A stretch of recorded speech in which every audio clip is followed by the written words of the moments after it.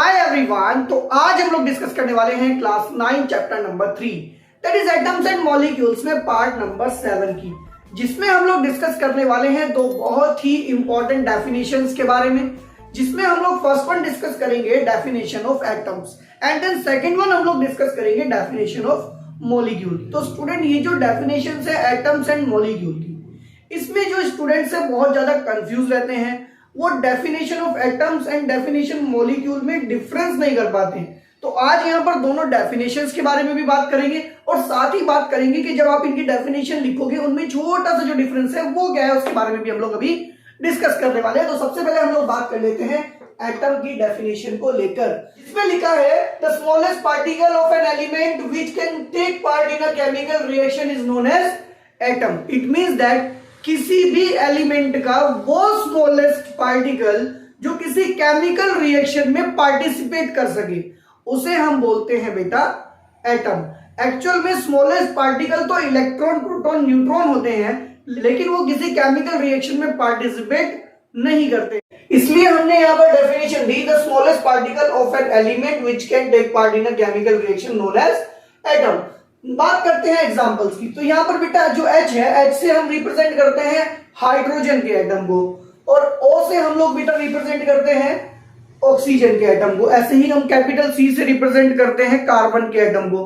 तो ऐसे ही अलग अलग जो हमारे पास एलिमेंट है उनके जो एटम्स होते हैं उनके अपने सिंबल्स होते हैं। तो बात कर लेते हैं next one that is molecule. तो पहले मॉलिक्यूल की डेफिनेशन पढ़ लेते हैं, फिर वो डिफरेंस भी बताएंगे आपको। तो बेटा यहाँ पर लिखा है the smallest particle of a substance which can shows its properties known as molecule। मतलब किसी भी सब्सटेंस का वो स्मॉलेस्ट पार्टिकल जो सब्सटेंस की प्रॉपर्टीज को शो कर सके उसे हम कहते हैं बेटा मॉलिक्यूल। तो यहां पर हम लोग के पास कुछ एग्जांपल हम लोग लिख लेते हैं। देखो मॉलिक्यूल के, जैसे हम लोग देखते हैं H2O, ये हमारा वाटर मॉलिक्यूल होता है। हाइड्रोजन गैस का मॉलिक्यूल होता है हमारा H2। तो ये क्या होता है, वाटर की प्रॉपर्टी को एक्सप्लेन करने के लिए H2O एक सिंगल मॉलिक्यूल क्या रहता है, सफिशिएंट रहता है। ये आपको पूरे के पूरे वाटर की प्रॉपर्टी को एक्सप्लेन कर देगा। अब देखो वो जरा डिफरेंस देखो जो मैं आपको बता रहा था, जो बच्चे कंफ्यूज रहते हैं। लिखा है smallest particle of an element. तो यहाँ पर एटम की डेफिनेशन में आता है बेटा एलिमेंट, और यहाँ पर मॉलिक्यूल की डेफिनेशन में आता है सब्सटेंस। ये बात बिल्कुल ध्यान रखेंगे। नेक्स्ट वन देखो, यहाँ पर लिखा था which can take part in a chemical reaction. मतलब एटम वो स्मॉलेस्ट पार्टिकल होते हैं जो किसी केमिकल रिएक्शन में पार्टिसिपेट कर सके, जबकि मॉलिक्यूल वो स्मॉलेस्ट पार्टिकल होते हैं जो उसकी प्रॉपर्टीज को क्या कर सके, शो ऑफ कर सके। क्लियर बात है।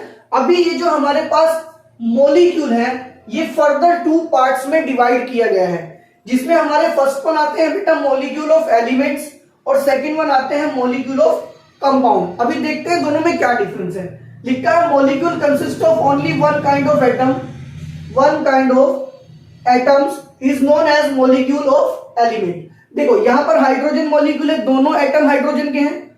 क्लोरीन है, दोनों क्लोरीन के हैं। ऑक्सीजन मॉलिक्यूल है, दोनों ऑक्सीजन के एटम है। तो यहां पर क्या होता है बेटा, किसी भी मॉलिक्यूल के अंदर जो एटम्स होते हैं वो सेम एलिमेंट के होते हैं।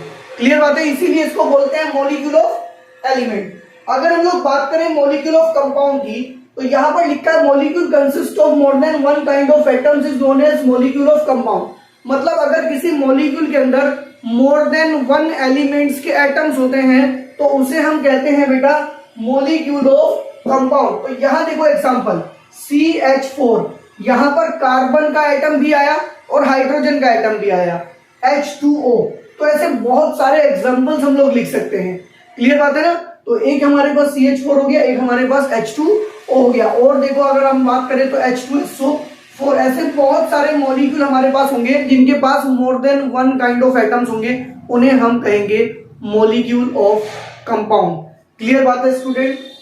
तो आज हम लोगों ने डिस्कस किया atom, molecule and then further हमने बात की molecule of element and molecule of compound. तो स्टूडेंट, आई होप कि आज का वीडियो आप लोगों को अच्छा लगा होगा।